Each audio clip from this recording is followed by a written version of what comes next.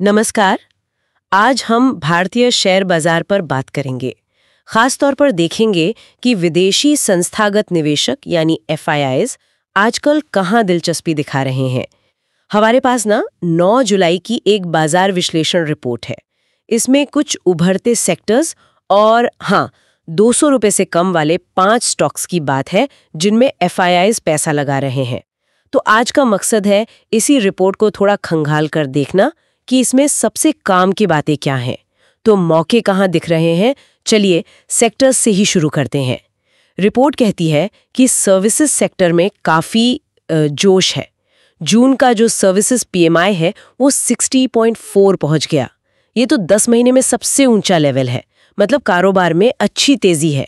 और IT stocks, उनका dividend yield भी सुना है काफ़ी अच्छा है। हाँ बिल्कुल, सर्विसेज में तो साफ मजबूती दिख रही है। ये पीएमआई का आंकड़ा काफी अहम है। और देखिए, सिर्फ सर्विसेज ही नहीं, मैन्युफैक्चरिंग में भी कुछ खास पॉकेट्स हैं। जैसे ड्रोन सेक्टर, सरकारी मदद भी है और अनुमान है कि 2030 तक ये कोई 23 बिलियन तक पहुंच सकता है। 23 बिलियन, वाह, ये तो बहुत बड़ा पोटेंशियल है। हाँ बिल्कुल। और साथ ही कमर्शियल रियल एस्टेट में भी, खासतौर पर टेक कंपनियों के लिए जो फ्लेक्सिबल ऑफिस स्पेस होता है ना, उसकी मांग Q2 2025 में, मतलब पिछले क्वार्टर में, साल दर साल 65% बढ़ी है। अच्छा, 65%। हाँ। यानी कंपनियां तेजी से एक्सपैंड कर रही हैं। लगता तो यही है। ठीक है, ये तो हुई सेक्टर्स की बात। लेकिन पैसा, एफआईआईज का पैसा कहाँ जा रहा है? वो आजकल क्या खरीद रहे हैं? हाँ, ये बड़ा दिलचस्प सवाल है। और यहाँ ना एक ट्रेंड दिख रहा है। रिपोर्ट के मुताबिक एफआईआईज अब बड़े शेयरों से, मतलब लार्ज कैप से थोड़ा हटकर मिड कैप और स्मॉल कैप की तरफ ज्यादा ध्यान दे रहे हैं। अच्छा, मंझोली और छोटी कंपनियों में। हाँ, पिछले हफ्ते ही इन सेगमेंट के इंडेक्स में करीब 0.5% तक की बढ़त थी, 0.3 से 0.5%। शायद उन्हें लगता है कि ग्रोथ यहां ज्यादा मिलेगी। और बड़े एनालिस्ट भी, जैसे यूबीएस, मॉर्गन स्टैनली, वो भी भारत की मैक्रो इकोनॉमिक स्थिरता को देखते हुए पॉजिटिव हैं। अगले साल कोई 8% रिटर्न की उम्मीद कर रहे हैं बाजार से। तो माहौल कुल मिलाकर पॉजिटिव लग रहा है, खासकर मिड और स्मॉल कैप के लिए। तो अगर समेटना हो, कौन से सेक्टर्स पर खास नजर रखनी चाहिए, मतलब इस रिपोर्ट के हिसाब से? देखिए, रिपोर्ट 5 मुख्य एरियाज हाईलाइट करती है। पहला, आईटी और सर्विसेज। इनकी मांग मजबूत है, पीएमआई भी अच्छा आया। हाँ, वो तो हमने देखा। दूसरा है नई टेक्नोलॉजी वाली कंपनियां, जैसे ड्रोन हो गए, ईवी यानी इलेक्ट्रिक गाड़ियां, ईएमएस, इलेक्ट्रॉनिक्स मैन्युफैक्चरिंग सर्विसेज। हाँ, इनको सरकारी सपोर्ट भी मिल रहा है। तीसरा, फाइनेंशियल सेक्टर। इसमें भी खासकर मिड और स्मॉल कैप वाले बैंक और एनबीएफसीज। इनमें घरेलू और एफआईआईज दोनों की दिलचस्पी है। चौथा, इंफ्रा और रियल एस्टेट। इसमें वो टेक कंपनियों वाला फ्लेक्स स्पेस काफी अहम है। और पांचवा है ग्रीन एनर्जी और बायोटेक। ये थोड़े लंबे समय के निवेश के लिए देखे जा सकते हैं। काफी फैला हुआ दायरा है ये तो। और आपने मिड कैप स्मॉल कैप रुझान की बात की, तो क्या रिपोर्ट में कुछ सस्ते स्टॉक्स का भी जिक्र है? मतलब 200 रुपए से कम वाले, जिन पर एफआईआईज की नजर है। हाँ बिल्कुल, रिपोर्ट में ऐसे 5 स्टॉक सुझाए गए हैं, स्पेसिफिक लेवल्स के साथ। मैं जल्दी से बता देता हूं। पहला है Indian railway finance corporation, IRFC। अभी करीब 138 रुपए के आसपास है।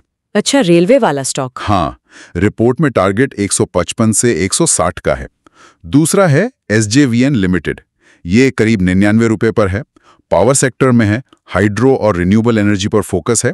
टारगेट है 115 से 125 रुपए। ठीक है। तीसरा, इंडियन ऑयल कॉर्पोरेशन, IOC, लगभग 154 रुपए का। ये तो जानी मानी सरकारी ऑयल कंपनी है। टारगेट 170 से 180 रुपए का।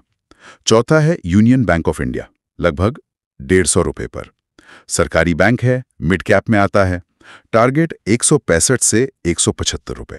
ओके। और पांचवा है एप्टस वैल्यू हाउसिंग फाइनेंस। ये करीब 180 रुपए का है, अफोर्डेबल हाउसिंग फाइनेंस में। टारगेट 200 रुपए से 215 का सुझाया गया है। और इन सब के लिए रिपोर्ट में एंट्री लेवल और स्टॉप लॉस भी दिया है। जैसे IRFC के लिए 130 रुपए का स्टॉप लॉस। ये लेवल्स ध्यान में रखने वाले हैं। काफी दिलचस्प लिस्ट है ये। अलग अलग सेक्टर्स से हैं, लेकिन इनमें निवेश करने के लिए कोई खास रणनीति या क्या ध्यान रखना चाहिए, खासकर क्योंकि ये मिड स्मॉल कैप है तो रिस्क भी थोड़ा ज्यादा हो सकता है? हाँ बिल्कुल, सावधानी तो जरूरी है। रिपोर्ट का सुझाव है कि दिए गए एंट्री रेंज के पास ही खरीदा जाए और स्टॉप लॉस का इस्तेमाल जरूर करें। रिस्क मैनेजमेंट बहुत जरूरी है। टारगेट लगभग 10-15% का रखा जा सकता है, जैसा रिपोर्ट में दिख रहा है। सबसे जरूरी है एफआईआई फ्लो पर नजर रखना। क्या ये रुझान वाकई जारी रहता है मिड स्मॉल कैप में? हाँ, ये देखना अहम होगा। और साथ ही कंपनियों के आने वाले तिमाही नतीजे, Q2 के रिजल्ट्स और ग्लोबल इकोनॉमी के संकेत, ये सब बाजार की दिशा तय करेंगे। तो हाँ, सावधानी जरूरी है। तो कुल मिलाकर आज की बातचीत का सार ये निकलता है कि सर्विसेज, आईटी, ड्रोन जैसी नई टेक्नोलॉजी और मिड स्मॉल कैप फाइनेंशियल व इंफ्रा, ये सब अभी फोकस में है। और ये जो 200 रुपए से कम वाले स्टॉक्स बताए गए, इनमें एफआईआई की दिलचस्पी और कुछ तकनीकी मजबूती का कॉम्बिनेशन है जो शायद इन्हें छोटी अवधि के लिए देखने लायक बनाता है। हाँ, बिल्कुल सही कहा आपने। ये एक मोटा मोटा खाका है जो रिपोर्ट से उभर रहा है। और जाते जाते एक सवाल सोचने के लिए छोड़ सकते हैं।